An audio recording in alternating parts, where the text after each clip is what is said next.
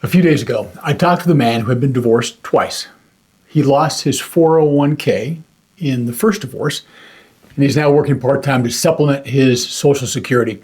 And he's living with his son and his son's family. Now, before you write off as a cautionary tale, please let me finish. His son wanted him there. The grandchildren wanted him there. They split the bills. They look out for each other, and it works out for all of them. Twice a week, this man plays golf. Look, this is not a failure story. This is a man who figured out what retirement actually looks like for his real life. Not the life he planned for. It's the life he actually has. And this is what this video is all about. Because here's what nobody in the financial media will say out loud. The entire American retirement system was designed for a married couple.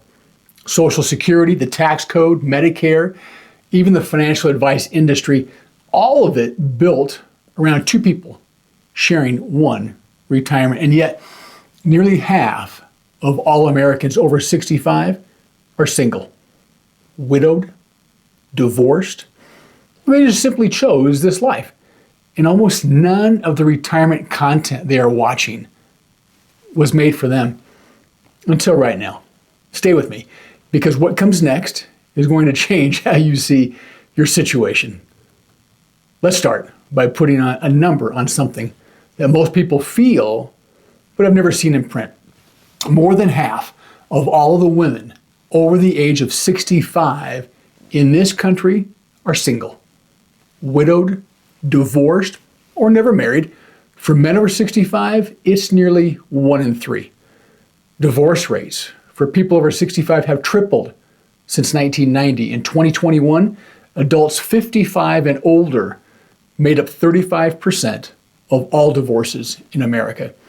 That's more than twice the rate of any other age group. So if you're watching this and you're single, you're not alone in being alone. You're part of the largest underserved group in the entire retirement conversation. Now, here's what the statistics do not capture. The person watching this video right now is very likely the most important financial anchor in their world. You are the one your family calls when something goes wrong. You are the one who shows up at the faith community, the neighborhood, the interest group. You're not on the sidelines of anyone's life. You're central to it. And you deserve the same quality of financial information that every couples focused channel hands out, maybe more, because you're making every decision by yourself with no one to catch a mistake. Look, that's not a burden. That's a position of real responsibility, and this video is going to make sure you're ready for it. Let's start with the math. And by the way, look, if looking at retirement in this way is helpful, I appreciate you subscribing, but even more, would you pass this on to a friend who would benefit from this information? Here's the number that frames everything else in this video. The average Social Security retirement benefit right now is approximately $1,970 a month. That's $23,700 a year for a single person.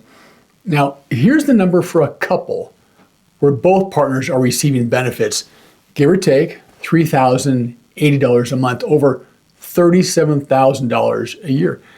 That's more than $13,000 a year in additional income just for being married. And before you think, well, two people have more expenses, let me stop you right there, because this is where the math gets brutal for singles. Your fixed costs do not cut in half when you're alone. Your mortgage or rent, it's the same. Your utilities are nearly the same. Your health insurance is yours alone. A household does not cost half as much with one person. It costs about 80% as much. So when a survivor dies and survivor benefits kick in, your income can drop 40 to 60%, but your expenses only drop about 20%. That gap is where financial stability breaks down for millions of people. And here is the reason that happens. And it's important that you hear this clearly. It's not because you did something wrong. Social Security was designed in an era when the overwhelming majority of retirees were married. The system has not caught up with the reality of who is actually retiring today. You're not behind because you failed at planning. You're now navigating a system that was not designed for you.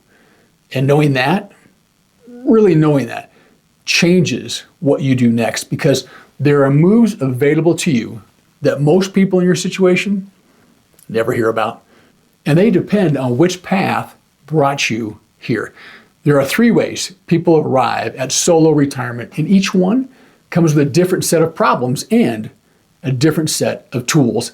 So let's take a look at them one at a time. If you lost a spouse, look, I want to acknowledge something before we talk numbers. The financial decisions made in the first 12 months after a spouse's death are often the most consequential of a person's entire retirement, and they are made at the worst possible time while you're grieving. So the first rule, before anything else, do not make permanent financial decisions while you are in acute grief. Get temporary stability, then make the permanent calls. Now, here is the Social Security piece most widows and widowers do not know. You can claim survivor benefits as early as age 60. And here's the strategic move. If your own benefit will be larger at 70, you can claim the survivor benefit first and then switch to your own benefit later. Or do it the other way around, depending on the numbers. Look, I've got a video that digs deeper into survivor benefits. I'll leave you a link right here. The point is, there's a sequence that maximizes your lifetime income. Most people never ask about it. Ask about it. If divorce brought you here, especially later in life, the financial impact is real and it deserves to be named. Research shows that women's household income drops 41% after divorce after age 50. Men's drops 23%. The gap is real and neither number is comfortable. But here's what most divorced retirees do not know, and it's significant. If you were married for 10 years or more, you may be entitled to claim up to 50% of your ex-spouse's Social Security benefit, not instead of yours, in addition to if it is larger. And here's the part that surprises most people. It does not reduce what they receive by a single dollar. You don't even have to be friendly. You don't even have to tell them. You just have to have been married for 10 years and not have remarried. If you're close to that 10-year mark, and a divorce is on the table, you need to know this number before you sign anything. If you've been single by choice or just by circumstance over time, you actually have a structural advantage that married people do not. You've been building a solo plan your whole life, no coordinating, no compromise, no second guessing someone else's risk tolerance. And your single biggest financial lever is the delay to 70 strategy. Every year, you wait past 62 to claim Social Security. It's going to add roughly 7 to 8% to your monthly benefit. And it does so permanently. For a married couple, this calculation gets a little complicated by survivor benefits and coordinating 2 claiming strategies for you. The math is clean. If you can wait, the case is often stronger for a single person than for anyone else. There are 3 places where tax and the legal system quietly penalizes single retirees. Most people never see them coming. Let's actually name them right now. Number 1, the tax bracket penalty. When you were married and filing jointly, you paid tax at the married rate. The day your status changes through death or divorce, you now pay at the single rate. Same income and in some ways a higher tax. This is not a rumor. But depending on your unique situation, it's already baked into the tax code. And it means your net income just went down without your paycheck changing at all. Number 2, the home sale exclusion. Look, if you sell your home as a married couple, you can exclude up to $500,000 in capital gains from taxes.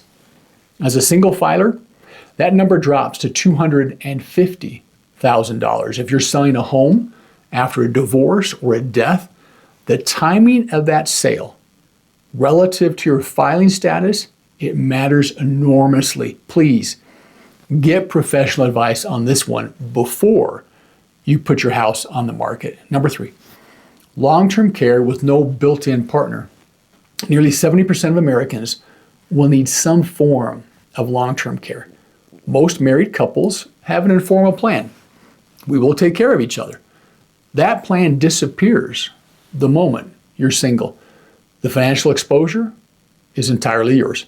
It's not a reason to panic, but it is a reason to plan, and to plan earlier than you think you need to. Long-term care insurance is significantly less expensive before the age of 60. Every year you wait, it's more expensive to get. Look, I know these are not comfortable topics, but knowing them, really knowing them, is what separates the people who get ahead from the ones who find out too late.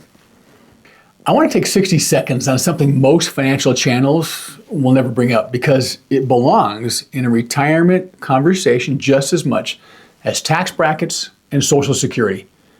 Loneliness in retirement is not just an emotional issue, it's a financial issue. The CDC classifies chronic loneliness as a mortality risk comparable to smoking and obesity.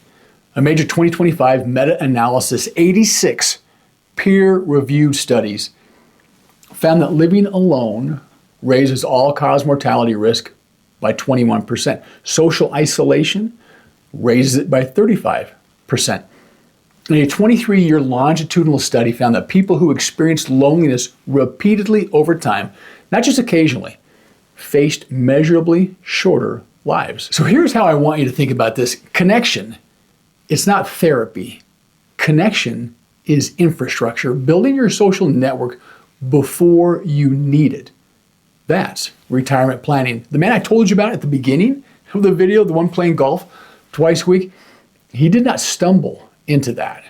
He put himself in a living situation where connection was built in. That was a financial decision as much as an emotional one. Think about yours. I want to spend the last part of this video on something that does not get said enough. Retiring alone, it's not the consolation prize. There are structural advantages to a solo retirement that married couples simply do not have. Let me give you 4 of them. First, clarity of purpose. Your retirement is yours. No negotiating what to do with the money, where to live, or what to prioritize. Your resources go towards your values. Full stop. That's not a small thing. Second, housing flexibility. You can move to a lower cost of living state. You can live abroad. You can make unconventional choices, a shared housing situation, smaller footprint, a completely different geography without needing anyone's agreement. That flexibility has real dollar value. A lower cost of living move can be worth tens of thousands of dollars a year in freed up income. Third, Roth conversion opportunities in a year where your income is lower. Say the years between retirement and when you claim Social Security, you can convert traditional IRA dollars to a Roth at a lower tax rate. For a single filer managing one income stream, this window can be cleaner and more powerful than a couple trying to coordinate 2 benefit streams.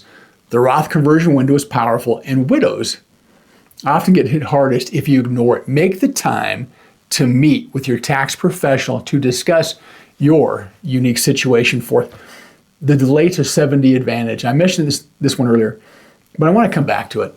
For a single person, the math on waiting to claim Social Security is often the single most powerful financial decision available to you. Every year you wait past 62 adds 7 to 8% to your monthly benefit. Permanently. Guaranteed. Look, there's no market investment in the world that comes with that kind of certainty. If you're healthy and you can generate income in that gap year, the case for waiting is strong. Talk to someone who knows how to run this math for your specific numbers. Let me bring this back to where we all started. The man playing golf. He did not have the retirement he planned for. He had the retirement he built out of the materials he actually had. And by any measure, that actually matters he's doing fine. And that's the point. The retirement system was not built for you. It was built for two, but you're not two.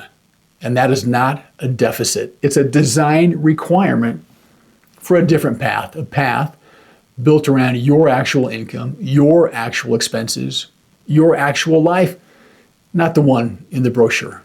If you want to start building that plan, look, I've got a free resource over at brainflash.com called the Retirement Reality Check. It's a worksheet that'll walk you through exactly where you stand, income, expenses, gaps, and next steps. The link's in the description. Take a look. And if this video gave you something, would you please share it, because there's someone in your life who is navigating this alone and has never heard any of this said clearly. Retiring alone does not mean retiring unprepared. Let's build something that actually works for you.